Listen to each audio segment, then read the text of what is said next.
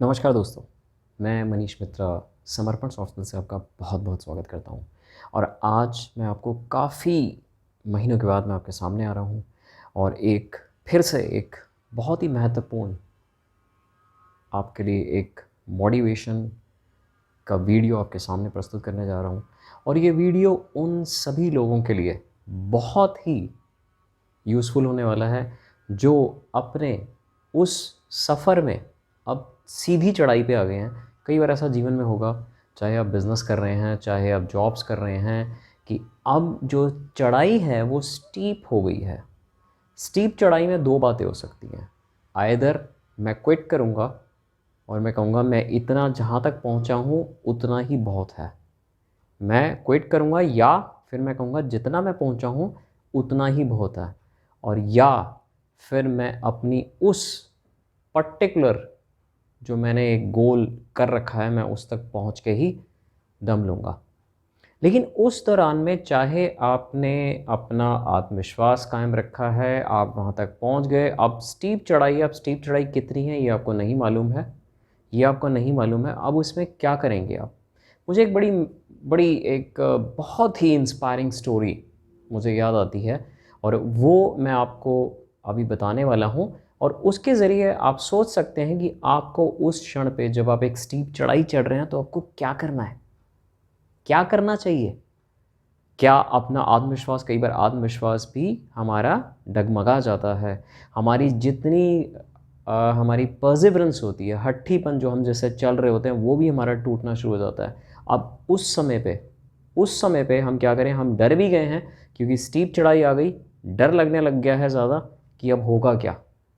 महसूस करिए, ऐसा बहुतों के साथ इस वक्त भी हो रहा होगा। अब होगा क्या, कुछ पता नहीं है, अननोन है। अब उस फील्ड से, उस एरिया से आप अननोन है, आपको कुछ भी नहीं पता। तो एक मुझे कहानी याद आती है कि एक बच्चा जिसके फादर एक हॉर्स ट्रेनर रहे और वो जगह जगह जाकर ट्रेनिंग देते थे, स्टेबल टू स्टेबल जाकर हॉर्सेस के लिए ट्रेनिंग देते थे। तो इसी तरह से उनका पूरा दिनचर्या और काम व्यतीत होता था। इससे जो बेटे की पढ़ाई, अभी मैं बेटे का नाम नहीं बता रहा हूँ, मैं आपको बता दूंगा, बेटे की पढ़ाई काफ़ी डिस्टर्ब रहती थी, काफ़ी डिस्टर्ब रहती थी। अब उसके एक बार एक टीचर ने ये बोला कि बताओ आप अब क्या बनना चाहते हो। तो उस लड़के ने पूरी रात मेहनत करी, इसको 7 पेज उसने पूरे खर्च किए, अपना एक डायग्राम भी बनाया कि मैं इस लोकेशन पे और इस प्रकार से मैं एक हॉर्स रैंच खुद का अपना मेरा होगा।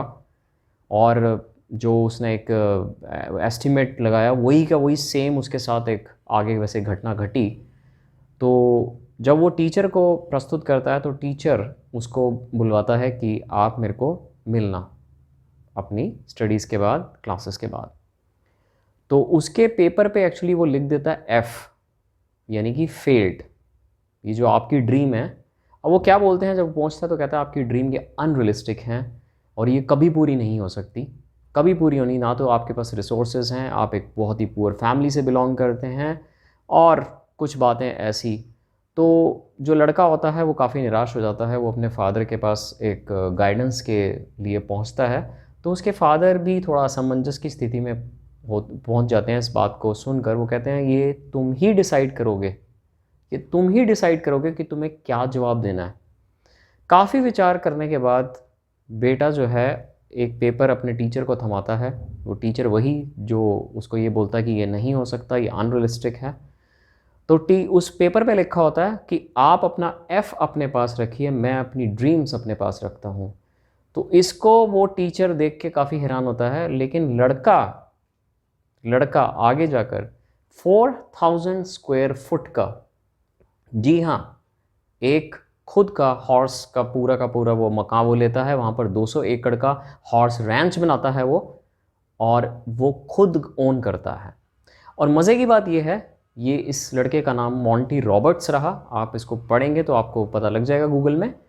और ये भी हुआ, खैर कहानी मेरी यहाँ तक तो जो मैं इन्फॉर्मेशन देना चाहता था कि आपको उस समय जब आप स्टीप चढ़ाई पे चढ़ रहे हैं तो आपको अपने वो ड्रीम याद रखनी है। जैसे ही आप अपनी ड्रीम को याद करेंगे, यादगिरी में लाएंगे कि मैंने क्या सोचा था, तो आप उस चढ़ाई को बड़ी सरलता से, आपको ये भी नहीं पता लगेगा कि इसके अंदर अब कितने सारे ऑब्स्टिकल्स आए, आप आराम से पार कर जाएंगे।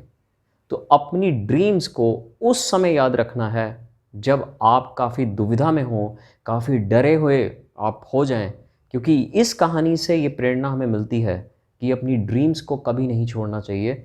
जैसी मर्जी सिचुएशंस हो हमारी लाइफ में, जैसे मर्जी अब इस प्रेजेंट माहौल में सर्कमस्टांसेस चल रहे हों, इससे कोई भी फ़र्क नहीं पड़ता। आगे जाकर ये भी हुआ कि उस मॉन्टी रॉबर्ट्स के उस पर्टिकुलर 4000 स्क्वायर फुट का जो उसने इतना बड़ा खरीदा अपना सारा का सारा, जिसमें कि 200 एकड़ का उसने हॉर्स रैंच भी बनाया, वही टीचर उससे 30 स्टूडेंट्स के साथ वहाँ पर आता है देखने के लिए। और मज़े की बात यह है कि वो टीचर मॉन्टी रॉबर्ट्स को वो ये बोलता है कि मैं बच्चों का ड्रीम स्टीलर था।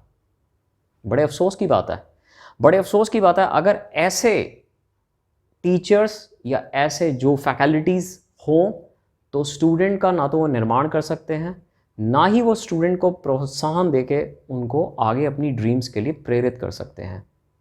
तो इसलिए ये शिक्षाप्रद कहानी 2 संदेश दे रही है। पहला संदेश, जब आप कहीं रुक जाएं स्टीप चढ़ाई पे, ऐसा होगा जीवन में, और वही आपकी एक सक्सेस डिफाइन कर देगी। नेक्स्ट आपका जो रहेगा डेस्टिनेशन, वो आपका गोल, जो फाइनल ड्रीम थी, वो आप पहुंच चुके होंगे। ये एक बड़ी इंपॉर्टेंट बात है। सेकंड बात ये रही कि किसी की बात नहीं सुननी चाहिए अपने जो आपके हृदय में हो, और वो उसने आपने सोच लिया है कि हाँ ये मैंने करना है, तो वो आप कर सकते हैं। उसको कभी भी ज़्यादा शेयरिंग वैसे तो नहीं करनी चाहिए। मैंने काफ़ी बार अपने स्टूडेंट्स को ये बात जिक्र करी है कि ज़्यादा शेयरिंग नहीं करनी चाहिए। हाँ, अगर आपके मेंटर हैं, कोच हैं, जिससे आप डिस्कशन करना चाहते हैं, तो वो आप कर सकते हैं, लेकिन never discuss your dream goal with anybody. ये इस संदेश को देकर मैं इस वीडियो का अंत करता हूँ, और ऐसी आशा रखता हूँ कि कहीं ना कहीं जब आप बहुत घोर संघर्ष में आप सफल नहीं हो पा रहे या अटक गए हैं, तो कृपया कर कहानी को ज़रूर याद रखिएगा कि कुछ नहीं है हाथ में तो भी कोई फ़र्क नहीं पड़ता। अगर आपने एक ड्रीम ली है और ड्रीम वो आपने सोच ली है कि मुझे तो इसी पे चलना है, तो ये मैं बात को आपको, वैसे तो ऐसी बहुत सारी कहानियाँ होंगी शिक्षाप्रद, तो वो आपको श्योरली आपको आपके डेस्टिनेशन में पहुंचा के रहेगी, इसमें कोई भी संदेह नहीं है। तो इसी के साथ मैं आपका धन्यवाद करता हूँ।